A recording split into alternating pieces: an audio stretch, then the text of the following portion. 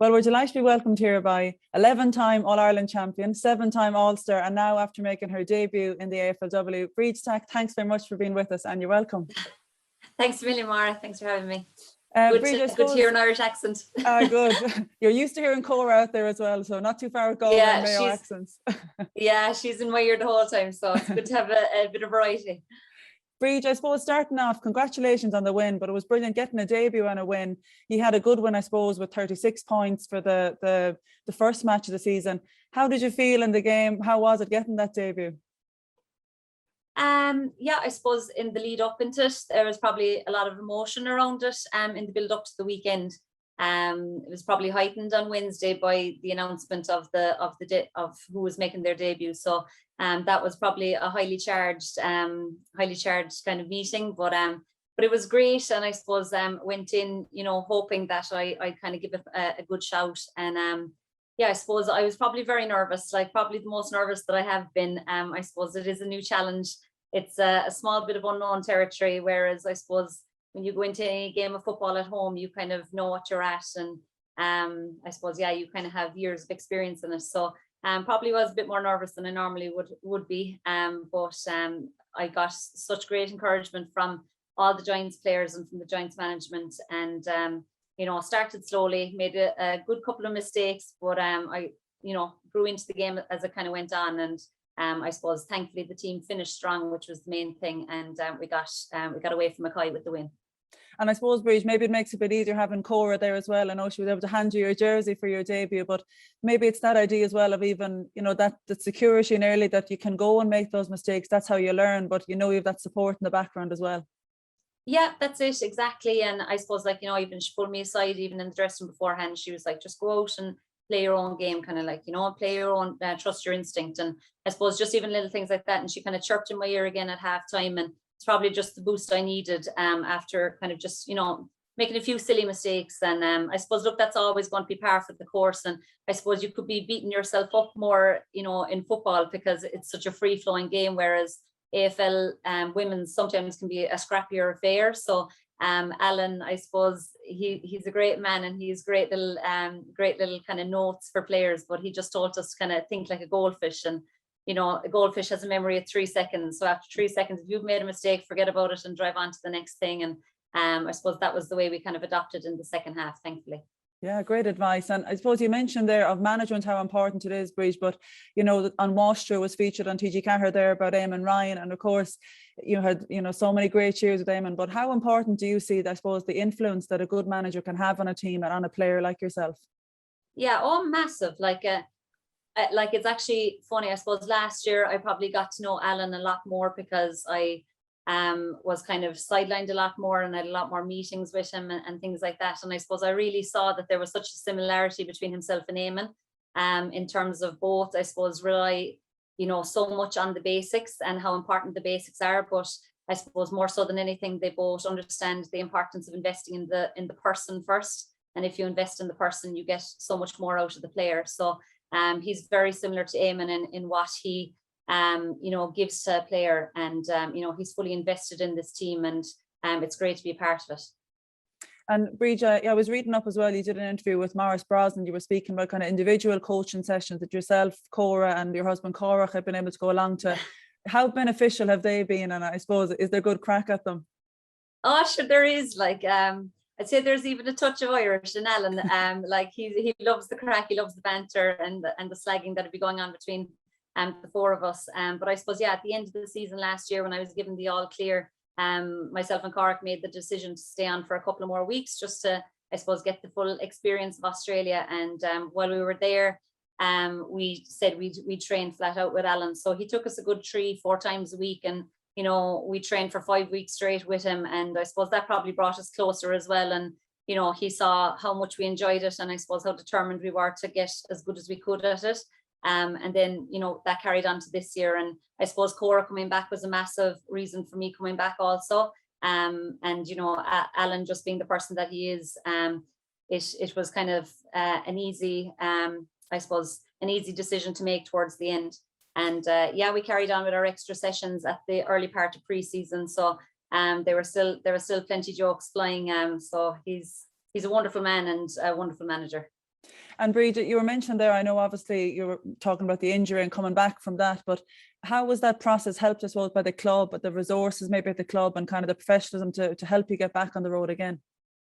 Yeah, I suppose that's probably the biggest thing that I've found the difference between the amateur game and the professional game is just the level of resources and the accessibility to resources, because the AFLW is under the umbrella of the AFL. Just the resources that are on hand are just second to none. And I suppose I saw that firsthand last year when I needed so much medical attention early on. Like there was, no end to scans and setting me up with, the best surgeon possible and making sure that I was in the best care. And everything was done for me. Like, I was told there's an appointment here at this time for you, you go, and like everything, was taken care of. There was you weren't out of pocket for anything. It was just unbelievable and so well run. And I suppose it took an extra stress away from things that, was already a stressful enough situation, being away from home and suffering an injury. So I just can't thank, I suppose, the Giants for their love and care that they gave to, not just me, but they looked after Cork and Cork Oak so well, when we were away from our families last year. So yeah, I'm forever indebted to them and for their kindness.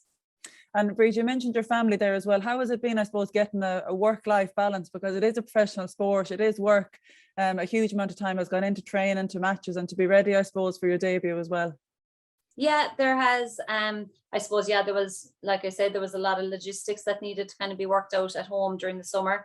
We had a couple of setbacks as well during the summer, and look, that's all kind of par for the course. But we have such supportive families at home.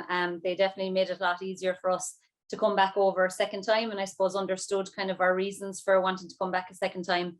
And I suppose because we're coming back as international players, you don't you're not allowed to kind of do alternative work outside of just being a player with the Giants. So I suppose you do need all the time that you can get here. And I kind of said in the column there last week when I was writing a bit about it that you could easily be inside in the club for 6-7 hours, not a bother. Like your day is very much filled up, and like that comes down to the resources as well. You have so much access to video analysis. You can go back over every single clip. Everything is coded. It's just a remarkable setup. And Cork has fully immersed himself as well in the setup. He was actually doing water yesterday, so he's fully trained up now as a trainer on the team, doing water boy. Yeah, so. And then like we've wonderful people like the welfare officer Gail, who looked after Cork Oak during the match. So just knowing, I suppose, he's safe and that Cork is enjoying it and involved in it and loving the experience. I suppose it just makes it a little bit more enjoyable for me as well, which is great, and takes the kind of stress away from things. Has Cork Oak started singing the songs, which I know it's a huge thing, singing your anthem at the end of each game? I came off the field last night anyway, and he was like, "Go, Mammy, go Giants!" So yeah, brilliant. Someone's in his ear, all right. Yeah, so he'll be singing it by the end of the season, hopefully. Yeah. And Bríd, I know at the start of the season, it's obviously great getting the debut from it. And another player, Anya Tai as well from Leitrim, got her debut with Fremantle. You're facing them in game 2. How important is it, I suppose, having gotten your debut to get into, I suppose, to feel, you've transferred it from training now into the game. You just feel maybe that bit more confident, I suppose. Yeah, I suppose it's all confidence building. And like even those 5 weeks that I did with Al, it was all about just building confidence. Learning how to take shoulder again, learning how to fall, learning how to be tackled, learning how to take or give a tackle. So all of that was confidence building. I think even the match at the weekend was probably the biggest confidence booster that I could have gotten, that I got through a full game and was able to lay tackles and take tackles and things like that. So it's all about, I suppose, building on that from week to week. And I suppose the biggest difficulty that potentially could happen to a team is that it's 10 weeks back to back in the main section of the season. It's very different to the setup that we would have at home. You have a lot more kind of recovery time at home, whereas this is very much go, and as well you're probably a bit weary for a couple of days after the game at the weekend. So that's all, I suppose, par for the course, and something that I hopefully will be able to get through.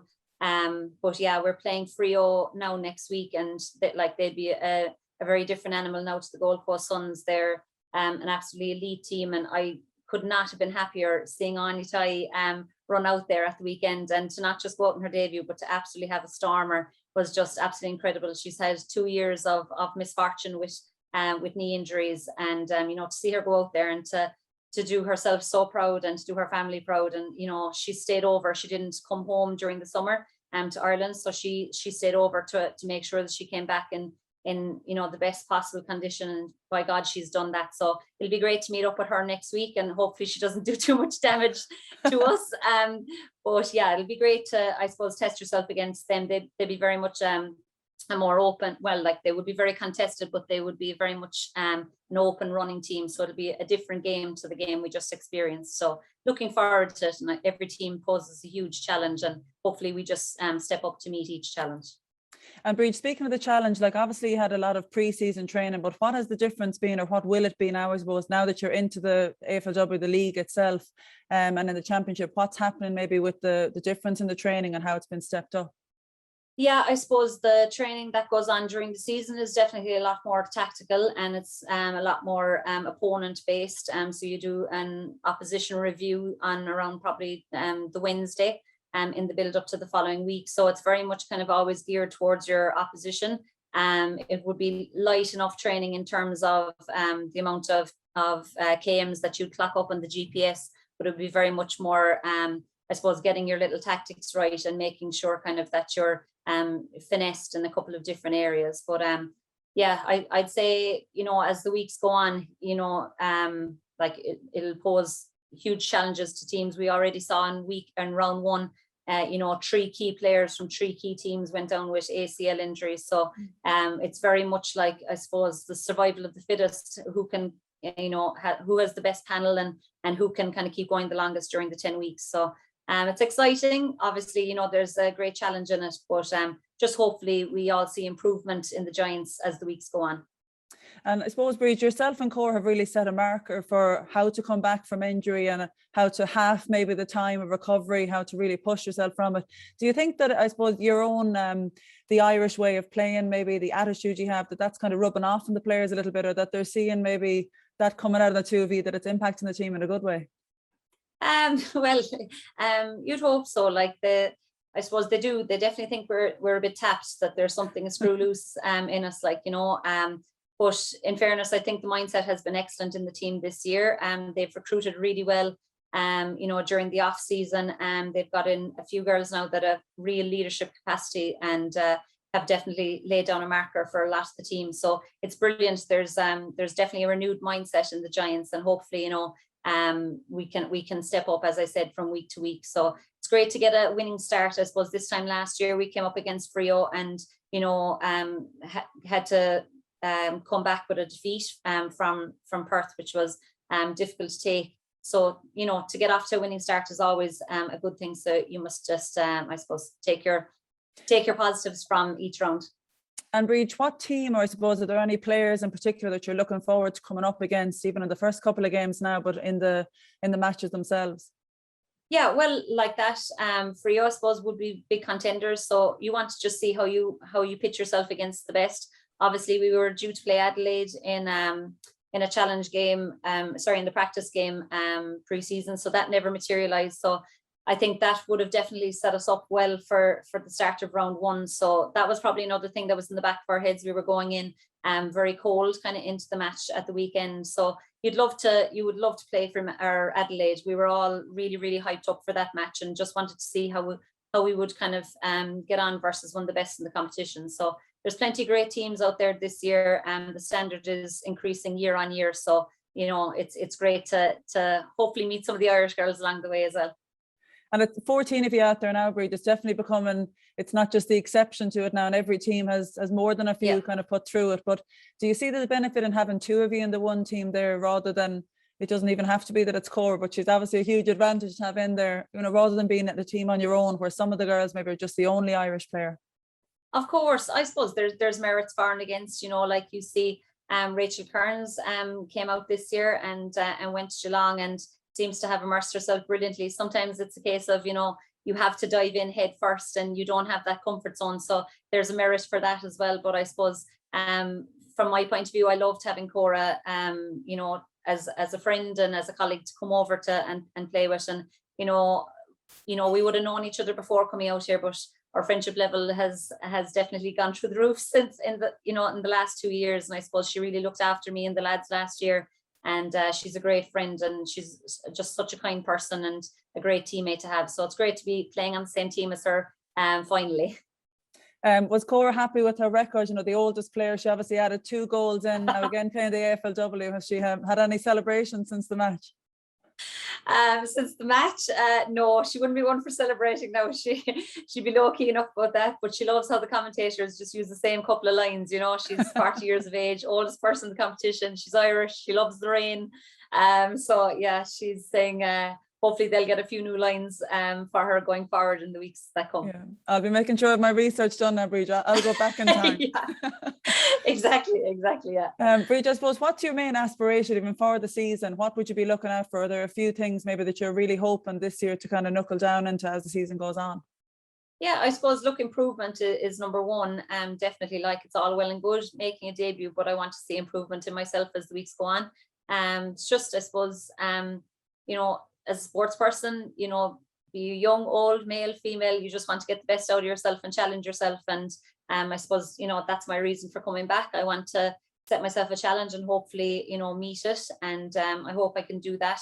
I suppose the other side of it is, you know, I love that I can marry both my family life and sporting life out here. And, you know, thankfully it has worked out very well. It's obviously difficult at times, and it's very hard sometimes being away from home and having Cork go away from his grandparents. But look, it's a short season, and we'll give it our best anyway, and hopefully, you know, get a few more games under our belt. And I suppose last year I was chasing the season so much, so this year is all about just enjoying it and seeing improvement. Bríd, thanks very much for talking to us, and the best of luck against Frio, and I hope you get a good rest after the game now. No matter. Thanks, Mara.